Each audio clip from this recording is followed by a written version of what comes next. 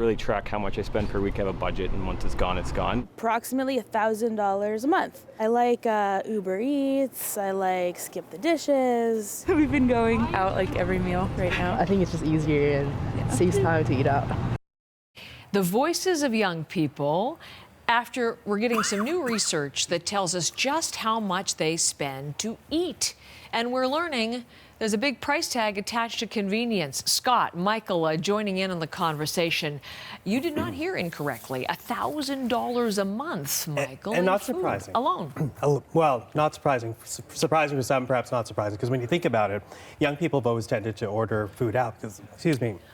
This is a bad time to have a conversation. I know, Take a slug of that water. Exactly, yes. Anyway, so perhaps not surprised because young people have always tended to order food in, whether it be fast food or otherwise. And here you have a generation that uses smartphones to do things like dating, banking, everything. So why not order your food? And that's what we're seeing here. People using their smartphones to order food in, which we always know is more expensive than anything else. Take a drink of water, and let me bring in Scott on all of this because you heard us. I like Uber Eats. I like. I've never used any of these. So back in my day, all I could get was pizza. And you can only eat so much pizza, right? So now the options are Swiss chillin'. But it's so much easier. We live in this age of technology. You can get anybody to bring anything to you. There's a price tag attached to that. Yeah, and if you want to take a look at that, it works out to, I think, about $15 is reasonable because when you look at, buying the meat portion of a food, that's $6, $7, $8 right there. So let's take a look at a couple of items as to the temptations that a lot of millennials are taking advantage of. Uber Eats, which is the most popular one, works out to this. The cost, this is for pizza,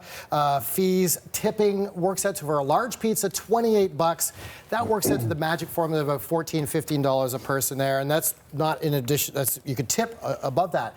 Go to HelloFresh. This is another option for online apps. This is where you get those pre sort of mixed meals with the ingredients. You have to cook them up, but it's all prepared for you. That too works out to $10 to $13. Generally, you order 2 or 3 meals a week on that service, but if you want to be really frugal and try to make a big pot roast and have that for the whole week, take a look at this because it's like $10, $13. Yeah, I'm going to buy a meal or two. You get 2 heads of broccoli for $5. You can get some, I don't know, whatever those things are on the left, the avocados. Avocado. $3.99. Clearly. You can put that in something. Not a man who spends a lot of time in the produce aisle. I was going to say. That's chicken. I'm a little bit more familiar with this one. So you got chicken there. You get 10 pounds of chicken, for example, for the price of a large pizza. You could freeze that really, but that's a lot of work. Yeah.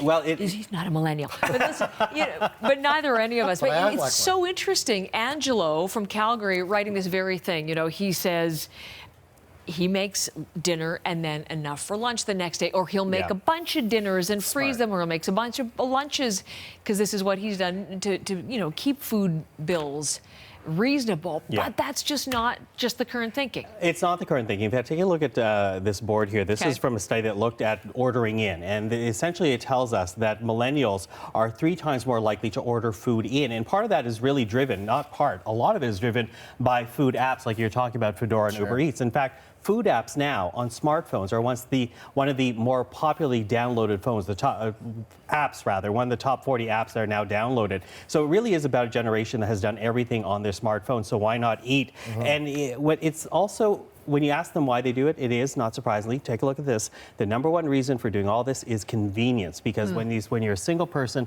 not only is cooking food more timely, but so is the prep time, not to mention the cleanup time. So when you order food in, you don't have to do any of that. The food is there, and you don't even have to clean up the dishes, which is why there's one app called Skip the Dishes. So that's partly why this is all being happening. At CBC Morning Live, if you want to join it, I think part of it is social. This is not the ordering in. But I mean, the days of going out for drinks, they seem to have changed a bit. Sure, I'm not saying that people don't go to the bars, but if you go to a restaurant, it's all really young people, and they're in fantastic restaurants. It's a social thing. It's a night out. And you heard some of those young women say, we're out every night. It's a social thing. But that's, that's sort of where the taste is. And that's also driving up food trends, because as they look for places to hang out, they want what's new, they know what's fancy. So which is why you're seeing restaurants with more spices, spicier food, more exotic, plant-based. All of that is being driven by the fact that food always been social, but with this generation, socializing and making and asking even more of the food that they're spending money on, although they seem to not really keep a bigger eye on the budget. So. And the apps, I think, are designed for single people, too. I mean, whether it's a millennial or older, when you look at preparing a single meal for yourself, you're looking at about $10. So what's an extra $5 and I'll get an Uber Eats, something or other. So that's a temptation. Back to convenience. Hey, thanks. Thank okay, you. at CBC Morning Live, we won't razz you next hour. Well, we That's might. what